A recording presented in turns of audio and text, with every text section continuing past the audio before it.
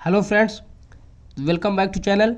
Dear friends, तो आज की क्लास में हम लोग सेट नंबर 2 ये 2021 बोर्ड एग्जाम में पूछे गए प्रश्न है। तो हम लोग प्रैक्टिस सेट जो है प्रैक्टिस सेट सॉल्व कर रहे हैं, अनसॉल्व पेपर से ही सॉल्व कर रहे हैं। ये जो है 2021 से क्वेश्चन कर रहे थे। इसके पहले भी दो क्लास में हम लोग दो वीडियोज में हम लोग कुछ क्वेश्चन को सॉल्व किए थे। जो क्वेश्चन रह गए हैं सेट नंबर 2 2021 में 324 ईजेड के जो क्वेश्चन रह गए हैं, लॉन्ग क्वेश्चन जो रह गए हैं 6 नंबर 14 नंबर वाले, तो उन क्वेश्चन को आज सॉल्व करेंगे, ठीक है ना। तो हम लोग इसी अनसॉल्व पेपर से क्वेश्चन कर रहे हैं, तो आप लोग ये अनसॉल्व पेपर ले सकते हैं, इसी अनसॉल्व पेपर से क्वेश्चन कराएंगे, ठीक है। ये है सेट नंबर 2 2021 324 ईजेड से क्वेश्चन करा रहे हैं, ठीक है। अब हम लोग आज की क्लास में इसमें क्या रहेंगे, क्या इस क्वेश्चन को चलिए सॉल्व करते हैं। पहले ये चौथा का नंबर क्वेश्चन है, साइन एक्स का लॉग एक्स के सापेक्ष अवकलन गुणांक ज्ञात करना है। तो यहाँ से हम मान लेंगे y1, इसको y1 बराबर मान लेंगे साइन एक्स, y1 बराबर साइन एक्स। आप क्या करेंगे, दोनों पक्षों को x के सापेक्ष अवकलन कर देंगे, तो ये हो जाएगा d by d x of y1 बराबर d by d x of होगा साइन एक्स। अब देखिए d by d x of y1 क्या होता है, तो आप जानते हो d y one upon d x हो जाएगा, बराबर में d by d x of sine x. ये डायरेक्ट इसका फार्मूला होता है कॉस एक्स होता है, ये हो जाएगा कॉस एक्स। इसको बोलेंगे समीकरण नंबर 1। अब इसी तरीके से अब इसको मान लेंगे y2 बराबर बोल देंगे लॉग एक्स, y2 बराबर बोल देंगे लॉग एक्स। अब दोनों पक्षों को फिर से जब इसमें हम x के सापेक्ष अवकलन करेंगे तो ये हो जाएगा d by d x of y2 बराबर d by d x of log x. दोनों पक्षों को x के सापेक्ष अवकलन कर रहे हैं, तो D by d x of y2 क्या होगा, तो ये हो जाएगा डी वाई टू अपान में डी एक्स बराबर d by d x of log x क्या होगा, तो बोलोगे 1 अपान एक्स। ये हो जाएगा समीकरण नंबर 2। अब समीकरण 1 और 2 से हमें क्या ज्ञात करना था कि साइन एक्स का जो अवकलन ज्ञात करना है लॉग एक्स के सापेक्ष करना है। तो यहाँ से समीकरण 1 2 से, या फिर आप बोल सकते हैं d y one upon d y two, यानी कि जो पहले वाले ये जो साइन एक्स है, साइन एक्स का जो अवकलन ज्ञात करना है वो लॉग एक्स के सापेक्ष ज्ञात करना है, जिसके सापेक्ष रहेगा उसको नीचे कर देंगे। तो d y one upon d y two क्या हो जाएगा, तो बोलेंगे डी वाई वन अपान में डी एक्स हो जाएगा इनटू में। अब यहाँ हो जाएगा, इसको पलट देंगे क्योंकि ये d y one upon d y two चाहिए, तो क्या हो जाएगा d y one upon d x. अब इसको हम बोल देंगे d x upon d y two. अब यहाँ डी एक्स कैंसिल हो जाएगा, d y one upon d y two हो जाएगा। इसे चेन रूल भी कहते हैं, ये मान लीजिए फार्मूला है।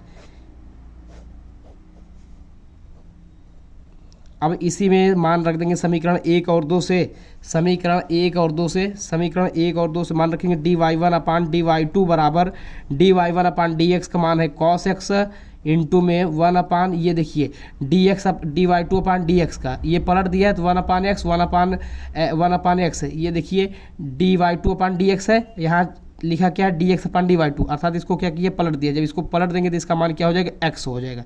इसका मान क्या हो जाएगा, एक्स हो जाएगा। तो यहाँ से हम बोल देंगे, यहाँ से बोल देंगे d y one upon d y two बराबर में यक्स इंटू कॉस एक्स है, तो यक्स कॉस एक्स यही क्या होगा, आंसर हो जाएगा।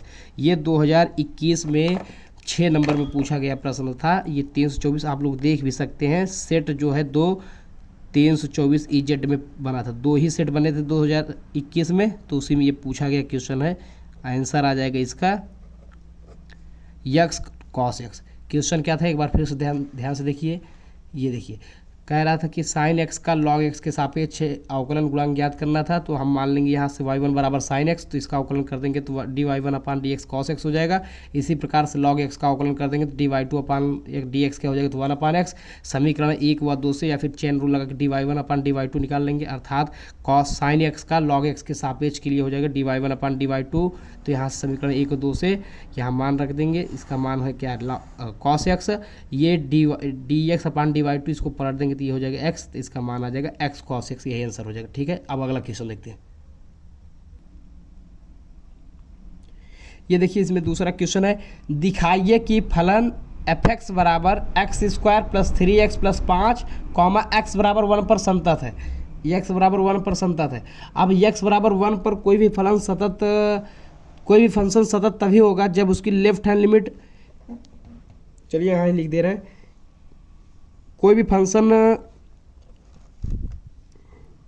कोई फंक्शन सतत तभी कहलाएगी जब उसकी लेफ्ट हैंड लिमिट बराबर होगा राइट हैंड लिमिट, यहाँ लिख दे रहे हैं, ध्यान से देखिएगा।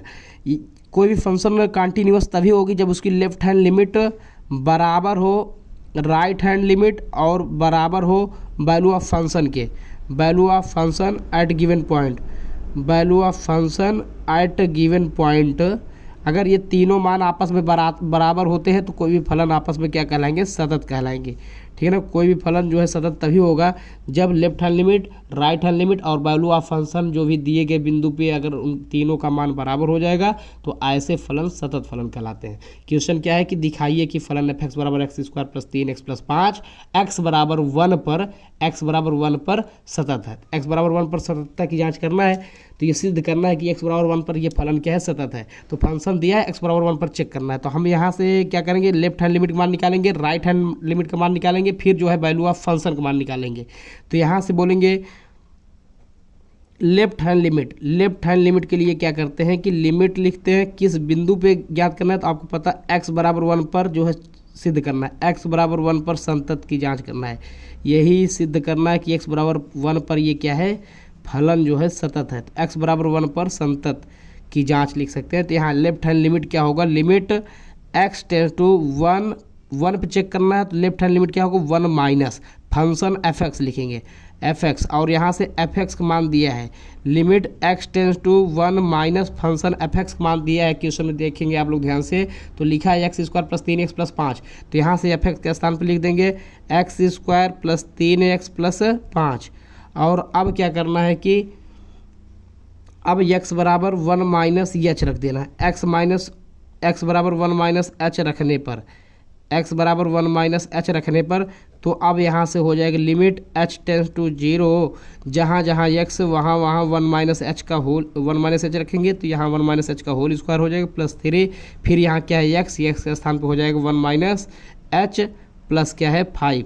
अब देखिए 1 माइनस एच, अब चाहे तो इसका a माइनस बी का होल स्क्वायर इसको ओपन कर लीजिए फार्मूला से, या फिर यहाँ पे डायरेक्ट अब h बराबर 0 रखने पर कर दीजिए, पुट h इक्वल टू 0, तो यहाँ से हो जाएगा इसका मान, यहाँ इसका मान आएगा 1 माइनस 0 का whole square plus 3 1 minus 0 plus 5। जब इसको सॉल्व करेंगे 1 माइनस 0 1 ही आएगा, 1 का स्क्वायर 1 होगा, प्लस 3 1 जा 3, यहाँ 3 का गुणा करेंगे 3 1 3 प्लस क्या हो जाएगा 5 5 3 8 1 9, तो यहाँ से आपका लेफ्ट हैंड लिमिट का जो मान निकल के आएगा 9 आ जाएगा, ठीक है। अब इसी प्रकार से राइट हैंड लिमिट निकाल देंगे, ठीक है ना, इसी प्रकार से राइट हैंड लिमिट का मान निकालेंगे। अब इसी प्रकार से राइट हैंड लिमिट का मान निकालेंगे, राइट हैंड लिमिट इसी फंक्शन पे ज्ञात करेंगे। तो देखिए अब जो है लिखेंगे राइट हैंड लिमिट कैसे करेंगे, तो लिमिट x टेंस टू 1 जो था तो 1 प्लस कर देंगे, 1 माइनस करेंगे तो लेफ्ट हैंड लिमिट निकलेगा, 1 प्लस कर देंगे तो राइट हैंड लिमिट। तो limit x tends to 1 plus function f(x) का मान क्या दिया है, तो देखेंगे आप x square plus 3x plus 5 ये फंक्शन दिया गया है। तो अब x बराबर क्या करना है 1 प्लस एच रखने पर, अब जहाँ जहाँ x रहेगा वहाँ 1 प्लस एच रख देंगे, तो ये हो जाएगा limit h tends to 0, x के स्थान पे अब रखना है 1 प्लस एच, तो 1 प्लस एच का होल स्क्वायर प्लस 3 x के स्थान पे 1 प्लस एच प्लस 5। अब यहाँ से चाहे तो a प्लस बी का होल स्क्वायर फार्मूला लगा के इसको ब्रेक करिए, या फिर डायरेक्ट यदि h बराबर 0 भी पुट कर देंगे तब भी इसका आंसर वही आएगा जो ओपन करेंगे तो, ठीक है ना। अब देखिए इसको करेंगे, इसको जब सॉल्व करेंगे तो ये हो जाएगा 1 प्लस 0 का होल स्क्वायर प्लस 3 1 प्लस 0 और प्लस 5 है। जब 1 प्लस 0 का होल स्क्वायर करेंगे तो 1 ही आएगा, प्लस 3 कम 3, अब प्लस यहाँ से 5 है। अब इसको जब जोड़ देंगे तो 5 3 8 1 9, इसका भी मान 9 आ गया। अभी आप देखे हैं कि लेफ्ट हैंड लिमिट और राइट हैंड लिमिट, ये लेफ्ट हैंड लिमिट का भी मान कितना आया है 9 आया है, और ये राइट हैंड लिमिट है, राइट हैंड लिमिट का भी मान कितना आ गया 9 आ गया। अब इसी तरीके से हम क्या करेंगे कि इसी प्रकार हम जो है वैल्यू ऑफ फंक्शन ज्ञात कर लेंगे, वैल्यू ऑफ फंक्शन, क्योंकि कोई भी फलन सतत तभी कहलाता है जब उसकी left hand limit right hand limit और वैल्यू ऑफ फंक्शन दिए हुए बिंदु पर अगर बराबर होते हैं तभी भी कोई भी फलन सतत कहलाते हैं। तो चलिए यहाँ अब इसका फलन का मान निकालते हैं, वैल्यू ऑफ फंक्शन। यहाँ लिखेंगे value of function at point x बराबर 1, कह रहा है कि x बराबर 1 पर चेक करना, value of function at point x equal to 1, तो then function f(x) equal to दिया क्या है, तो 3x क्या है x स्क्वायर है, ये फंक्शन है x स्क्वायर, ठीक है x square plus 3x plus 5 ये फंक्शन दिया गया है। यहाँ पे x बराबर क्या पुट करना, x बराबर 1, तो x बराबर 1 यहाँ जब पुट कर देंगे तो आ जाएगा फंक्शन का मान f, जहाँ जहाँ x वहाँ वहाँ 1 रखेंगे तो 1 का स्क्वायर प्लस 3 इंटू 1 प्लस 5, तो इसको जब सॉल्व करेंगे तो 1 प्लस 3 प्लस 5 तो 5 3 8 1 9, तो वैल्यू ऑफ फंक्शन का भी मान 9 आ गया। तो यहाँ पे लेफ्ट हैंड लिमिट का भी मान कितना आया है, 9 आया है, और ये जो राइट हैंड लिमिट है इसका भी मान 9 आया है, और जो वैल्यू ऑफ फंक्शन इसका भी मान 9 आया है। तो हम यहाँ से लिख देंगे हेंस, लिखेंगे अतः, चलिए हेंस आप बोलेंगे क्या, लेफ्ट हैंड लिमिट बराबर होगा राइट हैंड लिमिट के, बराबर होगा वैल्यू ऑफ फंक्शन f1 का। इन तीनों का मान बराबर है, इन तीनों का मान बराबर है, अतः दिया गया फलन क्या होगा, सतत कहलाएगा। यही सिद्ध करना था, ये 6 नंबर में 2021 में पूछा गया प्रश्न था। इसलिए दिया गया फलन x बराबर 1 पर सतत होगा, ऐसे लिख लीजिएगा। इसमें ऐसे हिंदी से लिख देना है कि अतः दिया गया फलन x बराबर 1 पर सतत होगा। चलिए अगला क्वेश्चन करते हैं। ये देखिए अगला क्वेश्चन है, निम्न अवरोधों x plus y less than or equal 4, फिर दिया x greater than or equal to 0, y greater than or equal to 0 के अंतर्गत z बराबर 3x प्लस 4y का अधिकतम मान ज्ञात करना है। ये रैखिक प्रोग्रामर का क्वेश्चन है, और 2021 बोर्ड एग्जाम में रैखिक प्रोग्रामर से 2 क्वेश्चन पूछे गए थे, 6 नंबर में पूछा गया था। तो 2021 में 2 प्रश्न यहाँ से बने थे। चलिए सॉल्व करते हैं। रैखिक प्रोग्रामर से ये मान के चलिए कि 6 नंबर का क्वेश्चन जरूर पूछा जाता है, बहुत ही आसान होते हैं। एक बार अगर आप अच्छे से, जो हम 2-3 क्वेश्चन कराएंगे, अगर उसको ही आप अगर अच्छे से क्लियर कर लेंगे तो भी आप कोई भी क्वेश्चन कर सकते हैं बोर्ड एग्जाम में, ठीक है। तो चलिए देखते हैं इस क्वेश्चन को सॉल्व कैसे करेंगे। x plus y less than equal to 4 दिया है, तो हम यहाँ से ध्यान से देखिएगा, x plus y less than equal to 4 है, तो इसको हम बराबर 4 करके इक्वेशन फर्स्ट मान लिए।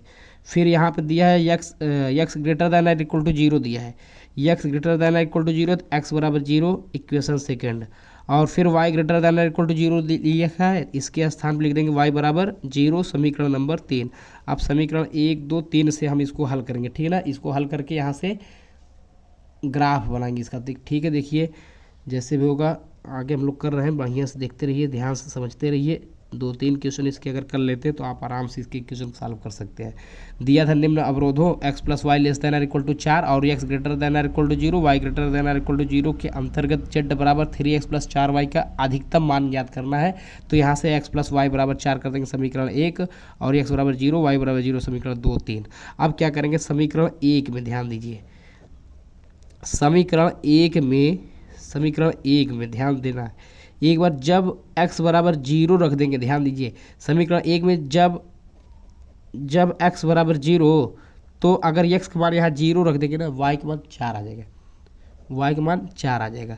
और जब y बराबर 0 रखेंगे ना, y मान 0 रखेंगे तो x बराबर 4 आ जाएगा, तो x बराबर 4 आ जाएगा।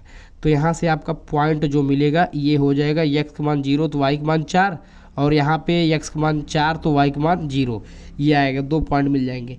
तो यहाँ से 4 मैक्सिमम क्या दिख रहे हैं, 4 दिख रहे हैं, x या y का जो मैक्सिमम मान है 4 है। तो हम यहाँ से एक ग्राफ खींचेंगे इसका, ठीक है, इसका एक ग्राफ खींचेंगे, ध्यान से देखिएगा, इंपॉर्टेंट है ग्राफ इसका, इसी के बगल बना दें ताकि आपको दिखता रहे, ध्यान से समझिएगा, इंपॉर्टेंट है ग्राफ ही इसका, इंपॉर्टेंट है, ग्राफ बहुत ज़रूरी है। ग्राफ कैसे बनाया जाता है आप लोग पता भी होगा, नहीं भी पता होगा, ध्यान से देखिए क्लियर हो जाएगा।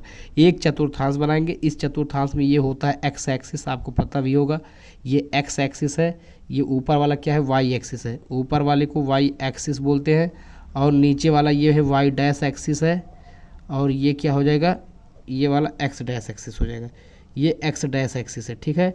अब ध्यान से समझिएगा, चलिए दूसरे पेंसिल को बनाते हैं। ये हो गया चतुर्थांश एक बनाएंगे, चतुर्थांश में जहाँ पे x एक्सिस और y एक्सिस एक दूसरे को प्रतिच्छेद करते हैं उस बिंदु को मूल बिंदु बोला जाता है, ओरिजिन, अर्थात यहाँ पे x और y दोनों क्या होते हैं, 0 0 होते हैं। यहाँ पे देखेंगे, अच्छा ठीक है, पहले ध्यान से चतुर्थांश के बारे में एक बार समझ लीजिए। ये क्या है, x एक्सिस, इस हॉरिजॉन्टल लाइन को हम x एक्सिस बोलेंगे, इस वर्टिकल लाइन को y एक्सिस बोलेंगे। जहाँ पे x एक्सिस और y एक्सिस एक दूसरे को प्रतिच्छेद करते हैं, इंटरसेक्ट करते हैं, उस पॉइंट को ओरिजिन बोला जाता है, अर्थात मूल बिंदु बोला जाता है। मूल बिंदु पे x और y दोनों का मान क्या होता है, 0 0 होता है। तो यहाँ पे जो हमें पॉइंट मिले हैं ना, ये लिखा है पहला 0 4 4 0। अच्छा एक बात और आप लोग समझ लीजिए, जो एक्स एक्सिस पे वाई का मान हमेशा 0 होता है, एक्स वाले एक्सिस पे अर्थात एक्स वाले लाइन पे हमेशा वाई का मान 0 होता है, और वाई वाले एक्सिस पे अर्थात वाई वाले लाइन पे एक्स का मान हमेशा 0 होता है। तो पहला ये लिखा है पॉइंट 0,4 लिखा है, 0,4 अर्थात अगर हम इस पर मान लीजिए 4 पॉइंट दिखा दे रहे हैं, इसको 1 बोल दे रहे हैं, इसको 2 बोल दे रहे हैं, ये 3 है और ये 4, मैक्सिमम 4 तक है तो 4 ही तक लिखे हैं। इसी प्रकार से ऊपर वाला 1 लिख दे रहे हैं, ये है 2, ये वाला 3 लिख दे रहे हैं और ये क्या है 4, मैक्सिमम 4 ही तक लिख रहे हैं क्योंकि जो पॉइंट है मैक्सिमम 4 तक ही आए हैं। ठीक है, एक्स का मान 0 दिया है, वाई का मान 4, तो आपको पता है एक्स का मान 0 कहाँ होता है, तो आपको पता है वाई वाले एक्सिस पे, वाई वाले एक्सिस पे हमेशा एक्स का मान 0 होगा और एक्स वाले एक्सिस पे हमेशा वाई का मान 0 होगा। तो यहाँ एक्स का मान 0 लिखा है, वाई का मान 4 लिखा है, तो वाई का मान 4 ये है और एक्स का मान 0, ये पॉइंट मिलेगा। और देखेंगे अगला वाला पॉइंट यहाँ 4,0 अर्थात एक्स का मान 4 है तो वाई का मान 0, एक्स का मान 4 वाई का मान 0 कहाँ मिलेगी, ये एक्स वाले लाइन पे। तो इन दोनों पॉइंट को आपस में मिला देंगे, तो इन दोनों पॉइंट को ऐसे मिला देंगे तो ये बनेगा एक स्ट्रेट लाइन। इसको ऐसे दोनों पॉइंट को टच कराते हुए इसको आपस में मिला देंगे। इस बिंदु को हम नाम दे रहे हैं ए, और यहाँ पे जो एक्स का मान 0, वाई का मान कितना है 4, यहाँ पे एक्स का मान क्या है 0 है और वाई का मान क्या है 4, ये एक्स का मान 0 हो गया, वाई का मान 4 हो गया। ठीक है, अब इस पॉइंट को हम बोल रहे हैं बी, इस पॉइंट को बी बोल रहे हैं, यहाँ एक्स का मान 0 होगा, वाई का मान 4 हो जाएगा। ठीक है, तो अब ध्यान से देखिएगा आप लोग, तो यहाँ पे ये जो रेखा है ना, इस रेखा का नाम है एक्स प्लस वाई। यहाँ जो समीकरण दिया था एक बार आप लोग ध्यान से देख लीजिए, ये दिया था x plus y less than or equal to 4 लिखा है। ये लेस देन आर इक्वल क्यों होता है, चलिए इसको भी समझते हैं। ये एक्स प्लस वाई, ये जो हम सरल रेखा बनाए, ये स्ट्रेट लाइन जो बना है ना, ये है x plus y less than or equal 4 है। ठीक है, ये जो रेखा है इसका समीकरण है x plus y less than or equal 4। ये जो less than or equal symbol दिया होता है, जो चिन्ह दिया होता है, इसका मतलब ये होता है कि जो रेखा दिया है ना, इस रेखा के लेस देन आर इक्वल रहेगा, तो इस रेखा के अंदर, इस रेखा के अंदर या इस रेखा के बराबर जो होगा, इस रेखा के अंदर जो यहाँ कलर होते हैं, जो मैक्सिमम मान ज्ञात होते हैं, पहले हम यहाँ से एक छायांकित भाग निकालने होते हैं।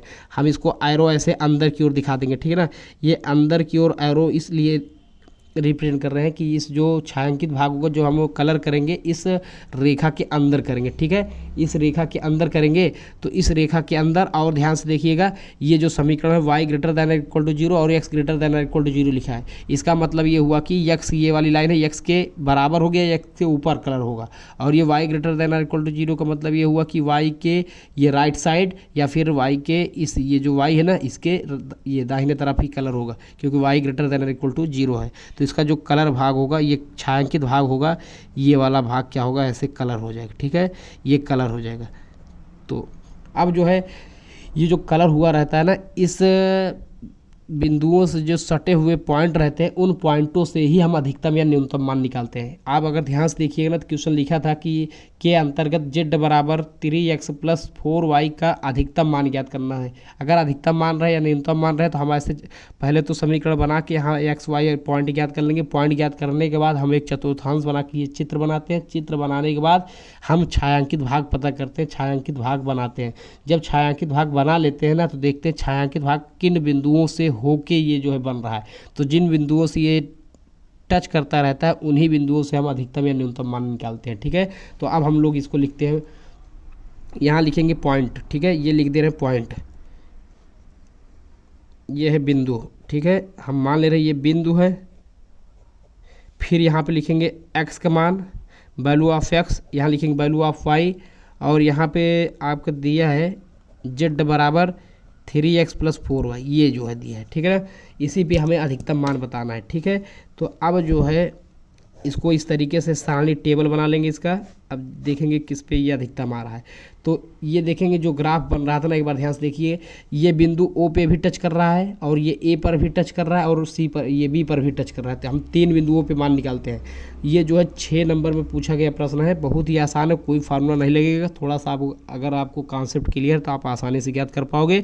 अगर बिंदु O की बात करेंगे तो बिंदु O पर जो x का मान होगा ये भी 0 होता है, y का भी मान 0 होता है। यदि आप x का मान 0 और y का मान 0 रखते हो तो ये हो जाएगा, x का मान 0 रखोगे, y का मान 0 रखोगे, तो यहाँ जब गुणा कर दोगे 3 × 0 प्लस 4 × 0, तो ये आ जाएगा 0 आ जाएगा। ठीक है, क्या हो जाएगा, 0 हो जाएगा। ये बिंदु ए है, ए का मान 0,4 है, तो यहाँ लिखेंगे बिंदु ए, यहाँ पे x का मान 0 है, y का मान 4 है। तो जब इसको सॉल्व करेंगे z बराबर 3x के स्थान पे 0 प्लस 4 इंटू जेड के स्थान पे दिया है 4, ये 3 का गुणा 0 करेंगे 0 हो जाएगी, ये 4 चौको 16, तो आपका जो z का मान आएगा ये हो जाएगा z बराबर 16। यहाँ से z का मान कितना आया, 16 आया है।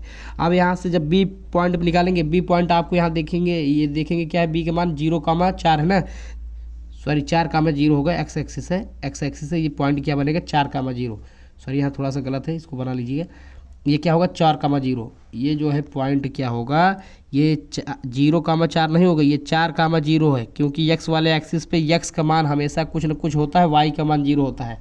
एक्स एक्सिस पे ये पॉइंट जो बनेगा बी का, ये 4,0 होगा, ठीक है। अब यहाँ से रखते हैं, देखिए ये क्या होगा, बी का मान, एक्स का मान क्या होगा, यहाँ से एक्स का मान 4 होगा, वाई का मान 0 होगा, तो ये जो जेड बराबर बनेगा 3 × 4 प्लस 4 इंटू वाई के स्थान पे 0। तो जब इसको सॉल्व करेंगे, जेड बराबर 4 3 12 और ये 4 जीरो हमें 0, 12 में 0 जोड़ेंगे तो 12 ही आएगा। तो क्वेश्चन में ये पूछा था कि अधिकतम मान ज्ञात करना है। एक बार फिर से ध्यान से देखिए, ये क्वेश्चन आपको दिख रहा है, जेड बराबर 3x प्लस 4y का अधिकतम मान ज्ञात करना है। तो अधिकतम मान इसमें कौन सा दिख रहा है, तो आप देखेंगे जेड बराबर 16, जेड बराबर 16 आपको अधिकतम दिख रहा है, मैक्सिमम दिख रहा है। तो जो आपका मैक्सिमम मान आ जाएगा ये आएगा जेड बराबर 16। किस बिंदु पे आएगा, तो आप बोलोगे अतः बिंदु, आप ऐसे लास्ट में लिख भी दोगे आंसर, अतः बिंदु ए अर्थात 0,4 पर जेड बराबर 16 अधिकतम मान होगा, अर्थात जेड के बराबर 16 क्या होगा, आपका अधिकतम आंसर आ जाएगा। यही क्या हो गया आंसर, ये 6 नंबर में पूछा गया प्रश्न है। अब इसी रैखिक प्रोग्रामन का एक क्वेश्चन और है, चलिए इसको भी सॉल्व कर लेते हैं, फिर दूसरा क्वेश्चन सॉल्व करते हैं, ठीक है। ये एक बार देख लीजिए इसको,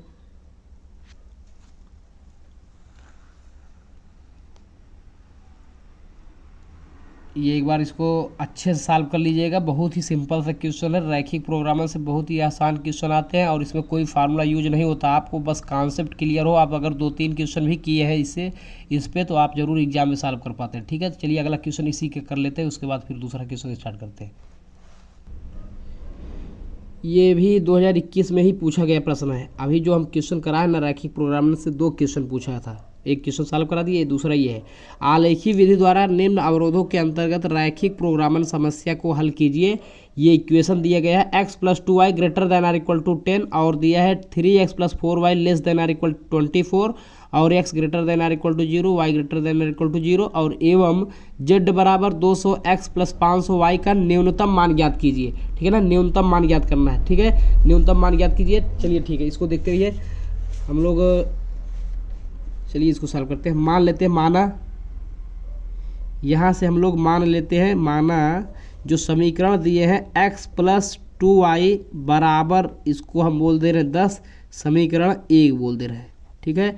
अब दूसरा क्या है, 3x + 4y बराबर में क्या है 24, इक्वेशन बोल देंगे दूसरा।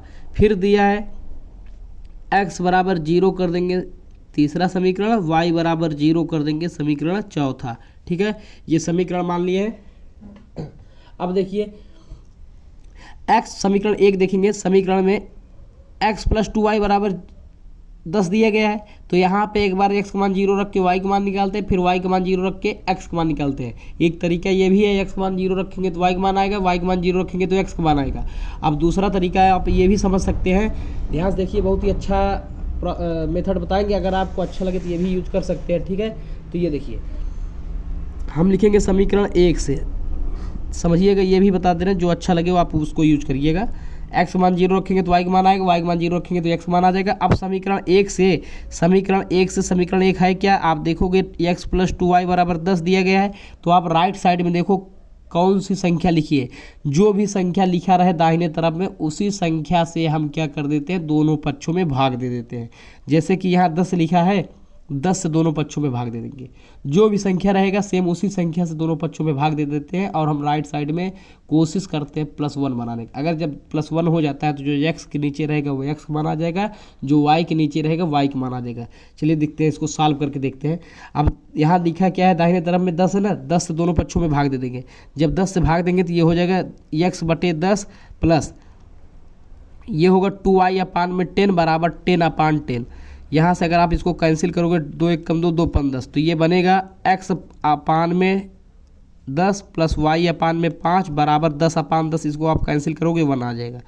जब दाहिने तरफ 1 आ जाए तो जो x के नीचे होगा x का मान आएगा, जो y के नीचे रहेगा y का मान आ जाएगा। तो यहाँ से आपको पॉइंट पता चल जाएगा, x का मान कितना है 10 और y का मान 5। एक बिंदु आपको पता चल गया। समीकरण 1 से आपको एक बिंदु पता चल गया। अब जो है इसी तरीके से हम समीकरण 2 से आपको बिंदु पता करेंगे, ठीक है ना। समीकरण 2 से आप पता करेंगे। समीकरण 2 क्या है देखिए, समीकरण 2 क्या है देखिए, यहाँ से लिखते हैं समीकरण 2 से, समीकरण 2 से, समीकरण 2 से, समीकरण 2 क्या है तो आप देखोगे 3x प्लस क्या है 4y, 3x प्लस 4y बराबर 24 दिया गया है। यहाँ दाहिने तरफ क्या है 24, तो आप क्या करोगे दोनों पक्षों में 24 से भाग देने पर ऐसे लिख लीजिएगा। उसके बाद आप लिखेंगे 3x अपान में 24 प्लस क्या है 4y अपान में 24 बराबर 24/24। अब देखिए इसको जब काटेंगे 3 एक कम 3, 3 8 24, 4 एक कम 4, 4 6 24, यहाँ 24 से 24 कैंसिल हो जाएगा। तो आपका बनेगा x अपान 8 प्लस y अपान 6 बराबर 1। तो यहाँ पे आप देख रहे होंगे कि x का स्थान, x के नीचे क्या है 8, तो x का मान 8 हो जाएगा, y के नीचे 6 है तो y का मान 6। आपका ये अगला पॉइंट 8,6 आ गया, ठीक है। आप यहाँ से समीकरण 2 से इसको निकालेंगे तो 8,6 हो जाएगा। अब यहाँ से समीकरण तीसरा है x बराबर 0, y बराबर 0, तो इसको सॉल्व करने की जरूरत नहीं। अब हमें क्या होगा कि अब समीकरण 1 और 2 से हम एक चतुर्थांश बनाएंगे। यहाँ पे इसको एक चतुर्थांश में इसका हम ग्राफ खींचेंगे, ठीक है ना। इसका रेखा बनाएंगे, इसका चित्र बनाएंगे। देखिए यहाँ पे x का मैक्सिमम मान 10 है, y का मान 5, यहाँ 8 और 6। तो जो हम ग्राफ बनाएंगे, जो चतुर्थांश ग्राफ कहाँ बनाएंगे तो चतुर्थांश में बनाएंगे। जो चतुर्थांश बनाएंगे उसमें मैक्सिमम 10 तक संख्या लिखेंगे, ठीक है ना, मैक्सिमम 10 तक लिखेंगे। चलिए ग्राफ खींचते हैं, ये ग्राफ हो जाएगा। ये है x एक्सिस, इसको बोलेंगे हम x एक्सिस, और ये हो जाएगा y एक्सिस।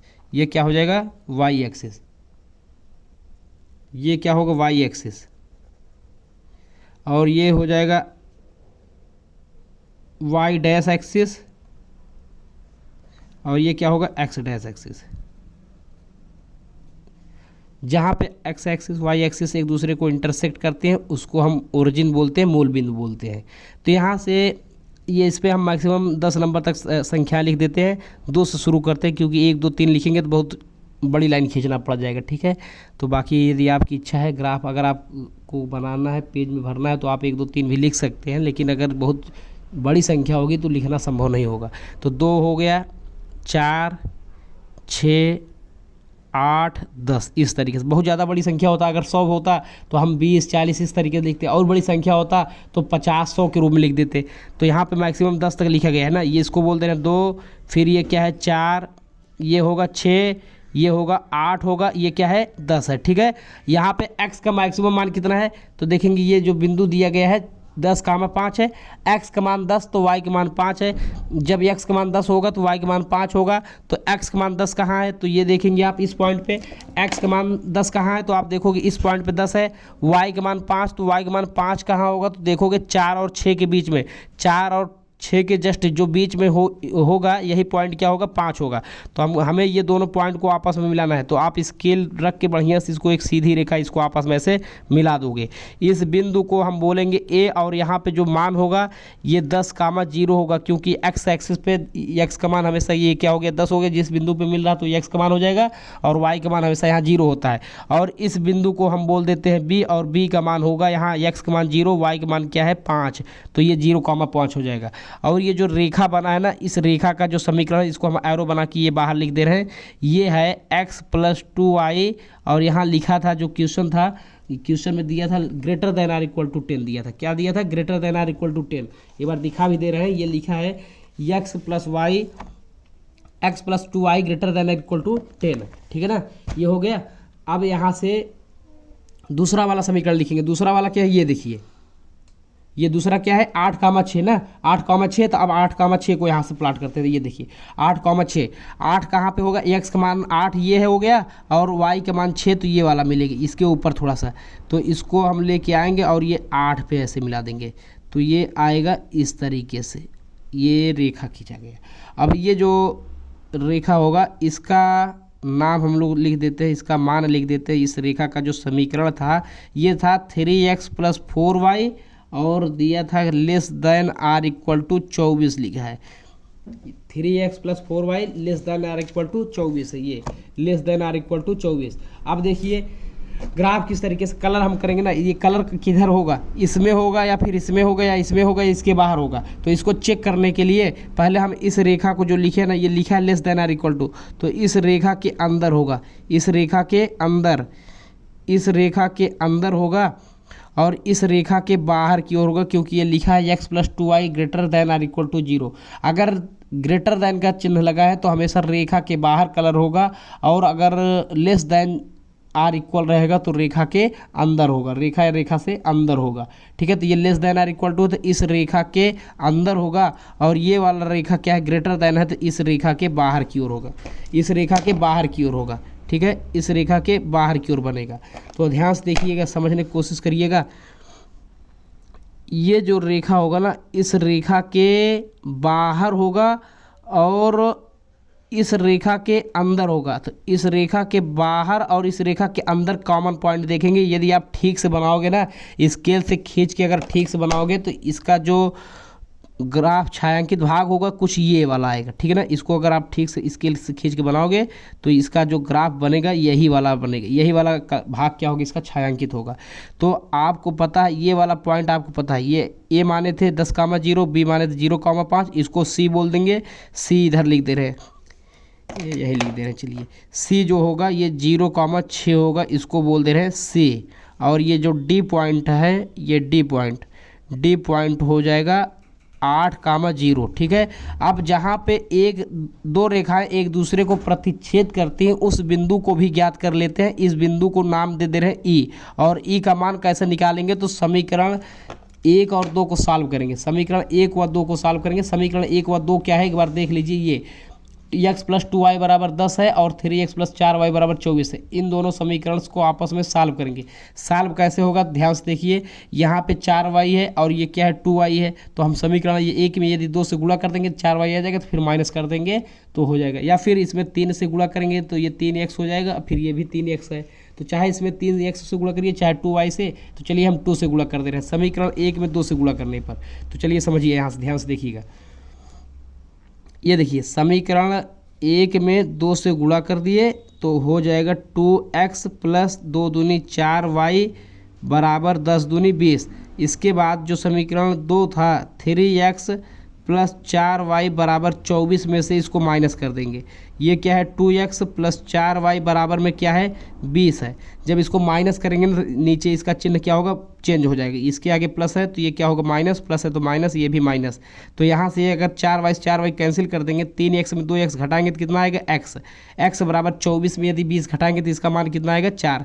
x का मान 4 आ गया। अब x का मान उठा के चाहे समीकरण 1 में रख दें चाहे 2 में रख दें, तो चलिए यहाँ पर रख देते हैं, समीकरण इसी में रख देते हैं। चलिए सॉल्व करते हैं। x के स्थान पर क्या रखेंगे 4 + 4y = क्या है 20। तो ये 4 दूनी 8, तो 4y = 20 - 8। तो जब यहाँ से 4y बराबर करेंगे तो 20 में 8 घटाएंगे तो कितना हो जाएगा, तो आप बोलोगे 20 में 8 घटाओगे तो 12 आएगा। तो y बराबर ज्ञात करोगे 4 × 12। तो यहाँ से आपका x का मान 4 और y का मान 3 निकल के आ गया। इससे आपको ये क्लियर हो गया कि इसका जो पॉइंट होगा ये कितना होगा 4,3 हो जाएगा। इस पॉइंट का मान क्या हो जाएगा 4,3। क्वेश्चन में ये पूछा था कि इसका न्यूनतम मान ज्ञात करना है। एक बार क्वेश्चन को फिर से देख लेते हैं। ये देखिए क्वेश्चन है कि एवं z = 200x + 500y का न्यूनतम मान ज्ञात कीजिए। न्यूनतम मान ज्ञात करना है, ठीक है ना। न्यूनतम मान ज्ञात करना है तो न्यूनतम मान के लिए हम क्या करते हैं कि एक ग्राफ टेबल बनाते हैं। इसका टेबल में क्या लिखते हैं, यहाँ लिखेंगे बिंदु, लिखेंगे यहाँ पे पॉइंट, लिखेंगे किस बिंदु पे निकाल रहे हैं। उसके बाद यहाँ वैल्यू ऑफ x लिखेंगे, फिर वैल्यू ऑफ y लिखेंगे, फिर जाके z बराबर जो दिया होता है, जैसे यहाँ z बराबर दिया है 200x दिया है + 500y ये दिया है।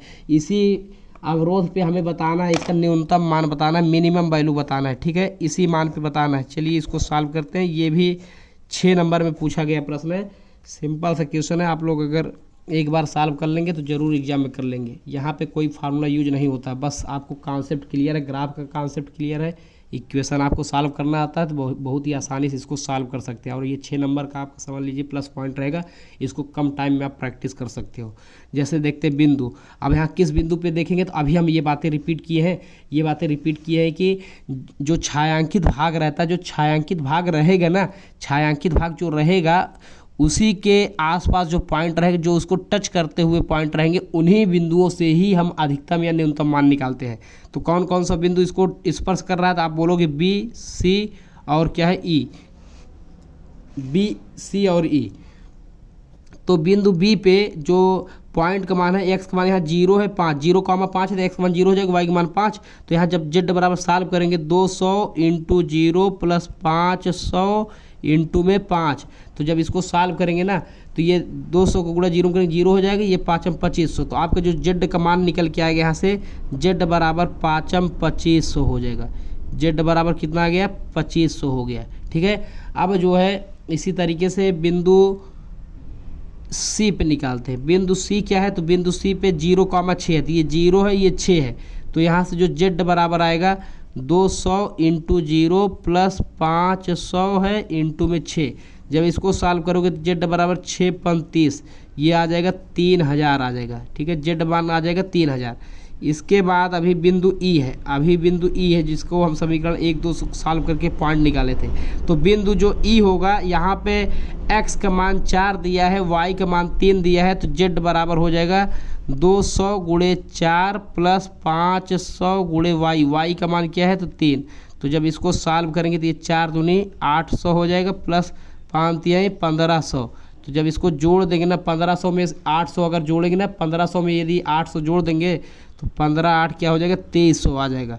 तो देखेंगे क्वेश्चन में ये पूछा था न्यूनतम मान ज्ञात करना है, तो सबसे कम मान किस बिंदु पे आ रहा है, तो आप देखोगे सबसे कम मान जो आ रहा है ये बिंदु ई अर्थात 4,3 पे आ रहा है, वो भी 2300 आ रहा है। ठीक है ना। आपको क्वेश्चन क्या था कि एक बार फिर से हम आपको क्लियरली पूरा दिखा दे रहे हैं, समझिए। ये देखिए क्वेश्चन क्या है कि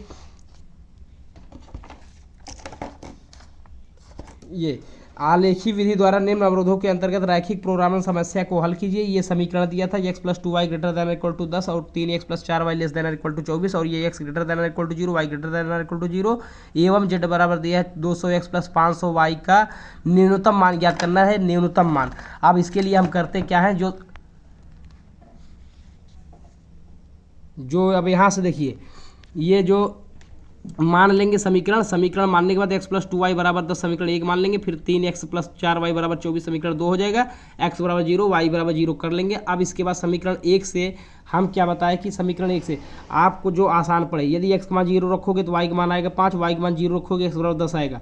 तो ऐसे करो, चाहे तो फिर क्या करोगे, जो दाएं पक्ष में जो रहे, राइट साइड में जो संख्या लिखा रहे ना, उसी संख्या से दोनों पक्षों में हम भाग दे देते हैं। जब दोनों पक्षों में भाग दे देते हैं तो फिर जो x के नीचे रहता है x का मान आता है, जो y के नीचे रहता है y का मान। तो यहाँ x के नीचे 10 था, y के नीचे 5, तो x का मान 10,5 ये हो जाएगा। ये पॉइंट हमें मिल जाएगा 10,5। इसी तरीके समीकरण 2 से हम समीकरण 2 से जब पॉइंट निकालेंगे तो आ जाएगा 8,6। अब इतना करने के बाद ये हमेशा किसी भी क्वेश्चन रैखिक प्रोग्राम में, कोई किसी भी क्वेश्चन में ये मान के चलिए कि इसी तरीके से समीकरण के पॉइंट निकाल लेना। समीकरण के पॉइंट निकालने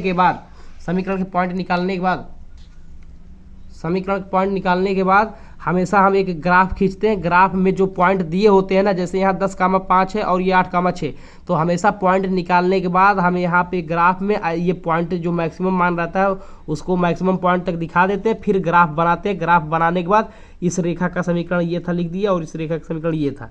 तो यहाँ पे ध्यान से देखिए, ये 3x + 4y <= 24 है ना, ये <= है, इसलिए जो इसका कलर होगा, जो छायांकित भाग होगा, इससे इसके इस रेखा के नीचे की ओर, ये <= यही रिप्रेजेंट कर रहा है, इस रेखा के इक्वल या इसके नीचे की ओर ग्राफ बनेगा। ये छायांकित भाग होगा ये इसके नीचे होगा। और ये जो रेखा है, ये लिखा है x + 2y > 10 का ग्राफ है, तो ये जो रेखा होगा इस रेखा के बाहर की ओर, तो इस रेखा के अंदर, ये बाहर वाली रेखा के अंदर और इस रेखा के ऊपर, यदि आप ठीक से स्केल पे नाप के अगर बनाते हैं तो ये इसके बीच में ये खाली स्थान आएगा, तो यही भाग क्या होगा, कलर होगा। तो जो ये भाग कलर हो जाएगा। अब इसी से सटे हुए बिंदुओं पे हमें क्या करना होगा कि न्यूनतम और अधिकतम मान बताना होगा। लेकिन अगर कभी भी 1 2 रेखाएं, ये जो रेखाएं हैं, अगर एक दूसरे के प्रतिच्छेद करने लगते हैं तो उसे हम प्रतिच्छेद बिंदु निकालते हैं इन समीकरण को सॉल्व करके। ये समीकरण ये वाला मान और इस वाले मान को समीकरण 1 और 2 में हम क्या किए थे, इक्वल करके समीकरण 1 और 2 माने थे। अब इन दोनों समीकरणों को सॉल्व करके इस बिंदु ई का मान निकालते हैं तो आता है 4,3। ये इसको सॉल्व किया, ठीक है ना, ये देख सकते हैं आप। तो ये आ जाएगा 4,3। अब इसको 4,3 आ जाएगा ना, तो अब हम क्या करेंगे, इसके बाद लास्ट में ये बनाएंगे सारणी 1 बनाएंगे। इस सारणी में लिखेंगे, ये बिंदु लिखेंगे बी सी ई पे ही निकालेंगे, क्योंकि जो छायांकित भाग है बी और सी और ई को ही स्पर्श कर रहा है। तो जो छायांकित भाग होता है जिसको स्पर्श कर रहा होता है जिस बिंदु को, उन्हीं बिंदुओं से हम न्यूनतम या अधिकतम मान निकालते हैं। तो यहाँ बिंदु बी था 0,5, तो इसको रख के सॉल्व किए, जेड बराबर 2500 आया।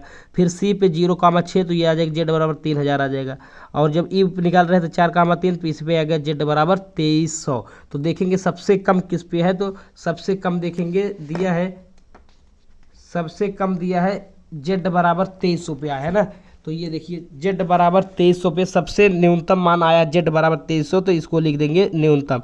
बोलेंगे जेड बिंदु ई अर्थात 4,3 पर जेड बराबर 2300 न्यूनतम मान होगा आंसर। यही आपका आंसर हो जाएगा। तो ये जो 2 क्वेश्चन बताए आप अच्छे से एकदम बढ़िया से इसको लिख के प्रैक्टिस कर लीजिए बढ़िया से। अगर ना समझ आए एक बार फिर से बैक करके इसको क्लियर कर लीजिए। फिर इस पे 1-2 क्वेश्चन यदि आप प्रैक्टिस कर लेते हो तो एग्जाम में भी आप आसानी से कर पाओगे, क्योंकि इस तरीके से क्वेश्चन में कोई भी फार्मूला यूज नहीं होता। बस आपको कॉन्सेप्ट पता होगा, ग्राफ का कॉन्सेप्ट, समीकरण सॉल्व करना, बस आप आसानी से कर लोगे। और यहाँ से 6 नंबर का जरूर एग्जाम में पूछा जाता है क्वेश्चन, ठीक है। चलिए अब अगला क्वेश्चन करते हैं, ये भी बहुत ही महत्वपूर्ण है अवकल समीकरण का। ये क्वेश्चन है, अवकल समीकरण dy/dx + 2y बराबर sin x का व्यापक हल कीजिए। ये अवकल समीकरण का डिफरेंशियल इक्वेशन चैप्टर का ये क्वेश्चन है। ये क्वेश्चन बहुत ही महत्वपूर्ण है और ये रैखिक अवकल समीकरण से पूछा जाता है, लीनियर डिफरेंशियल इक्वेशन का क्वेश्चन है। और यहाँ से हर साल बोर्ड एग्जाम में 100% यहाँ से क्वेश्चन बनता है। ये मान चलिए मिनिमम 5 नंबर में तो बहुत कम ही आते हैं, लेकिन जो मैक्सिमम जो सबसे ज़्यादा नंबर वाले क्वेश्चन होते हैं यहीं से पूछे जाते हैं। ये टॉपिक है आपका लीनियर डिफरेंशियल इक्वेशन, रैखिक अवकल समीकरण। ये बहुत ही महत्वपूर्ण टॉपिक है। इस टॉपिक से 8 नंबर का लगभग हर बार यहीं से क्वेश्चन बनता है। अवकल समीकरण के 8 नंबर के क्वेश्चन, सबसे ज़्यादा नंबर क्वेश्चन बनते हैं तो इसी टॉपिक से बनते हैं। तो क्वेश्चन क्या है, अवकल समीकरण dy/dx + 2y बराबर sin x का व्यापक हल ज्ञात करना है। तो ये रैखिक समीकरण होता क्या है आपको चलिए बता देते हैं। रैखिक समीकरण क्या होता है कि रैखिक समीकरण क्या होता है, रैखिक समीकरण होगा dy/dx + py बराबर q। अगर कोई भी समीकरण, कोई भी अवकल समीकरण dy/dx + py बराबर q के रूप में होता है तो ये समीकरण रैखिक समीकरण कहलाता है। यदि ये dy/dx + py बराबर q से तुलना कर देंगे ना, से यदि हम तुलना कर दें, से तुलना करने पर अगर तुलना कर देंगे ना तो यहाँ y सेम है तो p के स्थान पे 2 दिख रहा है तो p बराबर 2 मिलेगा और q बराबर आपका क्या है sin x, q बराबर sin x है। तो इतना करने के बाद, तुलना करने के बाद p और q का मान निकालने के बाद हम यहाँ से एक इंटीग्रेशन फैक्टर निकालते हैं। जो लोग पढ़े होंगे बहुत अच्छी बात है, उन लोगों को पता होगा। जो लोग नहीं भी पढ़े होंगे अच्छे समझिए, समझ में आएगा। इंटीग्रेशन फैक्टर होता है, इंटीग्रेशन फैक्टर यहाँ तुरंत निकाला जाता है। इसके बाद इंटीग्रेशन फैक्टर क्या होता है, e की power integration of p dx। तो यहाँ से आप देखोगे e की पावर p का मान क्या है, 2 अचर पद बाहर कर लेंगे, इंटीग्रेशन ऑफ 1 dx। तो यहाँ से आपका इंटीग्रेशन फैक्टर का मान जो निकल के आएगा ये हो जाएगा e की पावर 2x। इंटीग्रेशन फैक्टर का मान आ गया e की पावर 2x। अब इंटीग्रेशन फैक्टर निकालने के बाद आपका ये फार्मूला होता है। अगर dy/dx + py बराबर q के रूप में यदि आपका रैखिक समीकरण है तो इसके लिए जो फार्मूला होगा ये आपका फार्मूला हो जाएगा y इंटू इंटीग्रेशन फैक्टर, ये इंटीग्रेशन फैक्टर हो जाएगा बराबर integration of q into integration factor फिर dx + c। ये आपका फार्मूला होता है।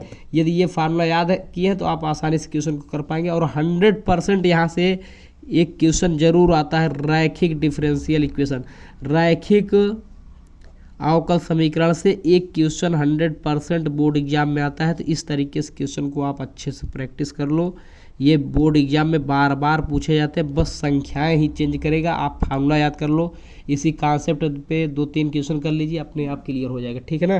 तो अब देखिए यहाँ पे करेंगे क्या, y है, y इंटू इंटीग्रेशन फैक्टर का मान कितना आया है, तो आप बोले हो e की पावर 2x।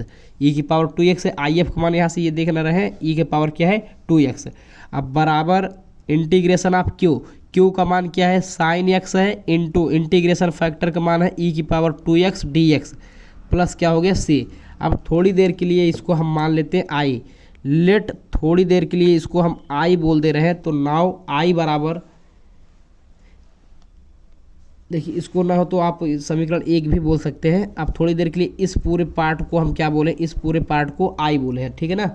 अब क्या करेंगे ध्यान से देखिएगा, अब यहाँ लिखेंगे i बराबर आपको हो जाएगा, i बराबर क्या है इंटीग्रेशन e की पावर 2x इंटू में साइन x dx। अब जो लोग समाकलन पढ़े हैं वो लोग तो बहुत अच्छे से क्लियर होगा कि अगर दो फंक्शन आ जाते हैं तो इसमें हम फर्स्ट फंक्शन और सेकंड फंक्शन वाला कॉन्सेप्ट लगाते हैं, फार्मूला लगाते हैं। अब इसमें हम किसको फर्स्ट माने किसको सेकंड माने, तो आपको ये पता होगा आई लेट, ये पता भी होगा आई लेट। तो आई लेट के कॉन्सेप्ट से हम इसको फर्स्ट और सेकंड मानेंगे। तो यहाँ देखेंगे जो एक्सपोनेंशियल फंक्शन होता है ये हमेशा सेकंड फंक्शन होता है, लास्ट फंक्शन होता है अंतिम, और अगर उसके पहले ये अगर ट्रिग्नोमेट्रिक अलजेब्रिक है तो ये हो जाएगा फर्स्ट फंक्शन। तो यहाँ से इसको जब सॉल्व करेंगे तो फार्मूला होता है फर्स्ट फंक्शन। चलिए देखिए हम डायरेक्ट इसी में लगा रहे हैं, समझने की कोशिश करिए। फर्स्ट फंक्शन हो जाएगा, फिर integration of second function minus करेंगे d by d x of first function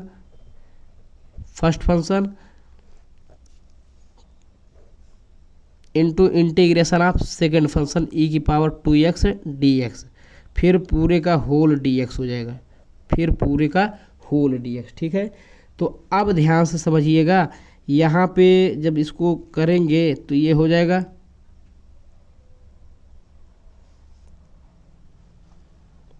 ये हो जाएगा i बराबर साइन x इंटू ई की पावर 2x का इंटीग्रेशन करेंगे तो ये हो जाएगा e की पावर 2x अपान में जो x का गुणांक रहता है उससे डिवाइड कर देते हैं, minus d by d x. आप साइन x क्या होगा तो आप बोलोगे d by d x sine x का होता है कॉस x होता है अवकलन, फिर e की पावर 2x का इंटीग्रेशन करेंगे तो e की पावर 2x अपान में 2 dx हो जाएगा, ठीक है।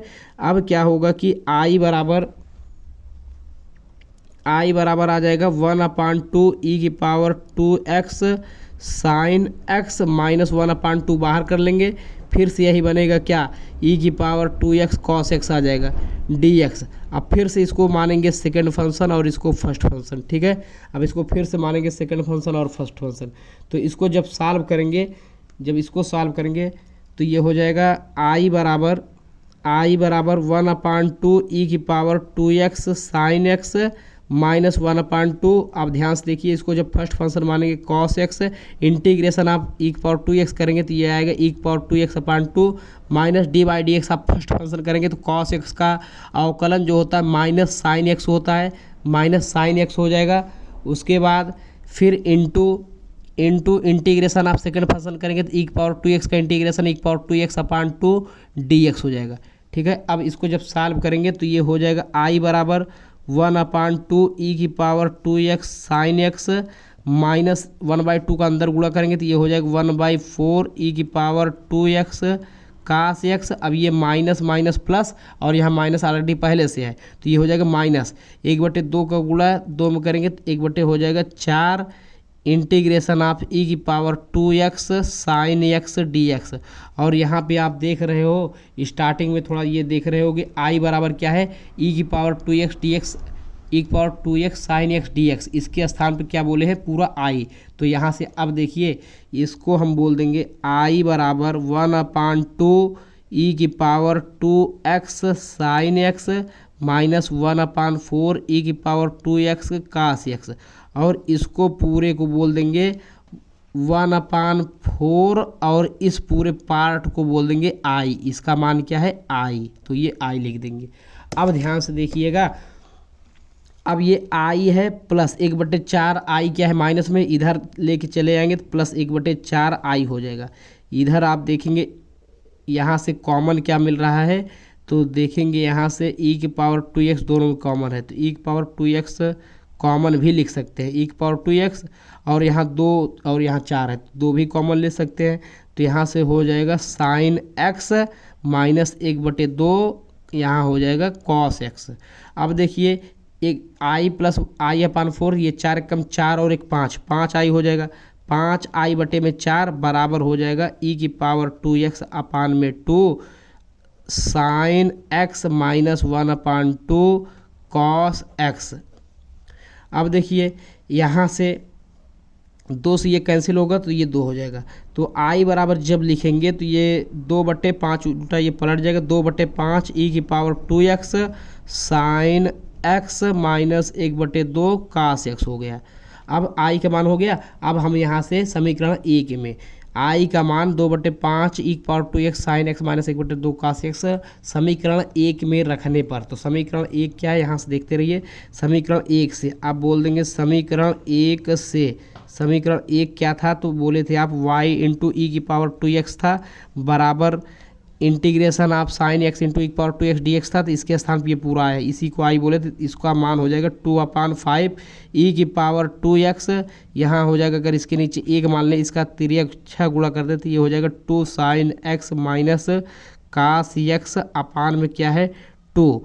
अब फिर क्या होगा प्लस c, ये समीकरण 1 था। तो यहाँ से 2 से 2 कट जाएगा और यहाँ से e⁴ से e⁴ कट जाएगा, तो आपका आंसर आ जाएगा y बराबर 1/5 ब्रैकेट में बोलेंगे 2 sin x minus cos x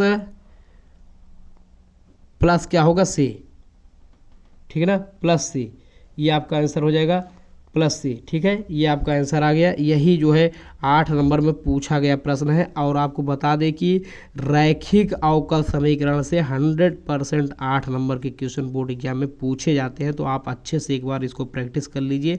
यहाँ पे जो फलन रहता है उसका इंटीग्रेशन करना होता है। बाकी जो है इंटीग्रेशन फैक्टर किस तरीके से निकाला जाता है, तो इंटीग्रेशन फैक्टर जो होता है e⁴p dx होता है, e⁴p dx होता है। तो इसको आप अच्छे से एक बार प्रैक्टिस कर लीजिए। एक बार प्रैक्टिस कर लेंगे तो आप आसानी से सॉल्व कर लेंगे। और यहाँ से रैखिक, ये 2 रूप इसका होता है, रैखिक अवकल समीकरण का dy/dx प्लस py बराबर q होता है, या फिर dx/dy प्लस px बराबर q होता है। इन्हीं दोनों रूपों में से क्वेश्चन बार बार एग्जाम में आते हैं हमेशा, और ज़्यादातर मान लीजिए 70% इसी वाले रैखिक समीकरण पे आते हैं। तो इसको अच्छे से प्रैक्टिस कर लेंगे तो आपका 8 नंबर क्वेश्चन जरूर तैयार हो जाएगा। और कोई भी प्रॉब्लम होता है तो आप कमेंट करिएगा। ये वीडियो ज़्यादा लेंदी ना हो जाए, इस कारण बस केवल हम इतने ही क्वेश्चन करा रहे हैं, ठीक है। बाकी अगले क्वेश्चन अगले पार्ट में कंप्लीट करा देंगे जो भी क्वेश्चन बचे हुए हैं, ठीक है डियर। Thanks for watching.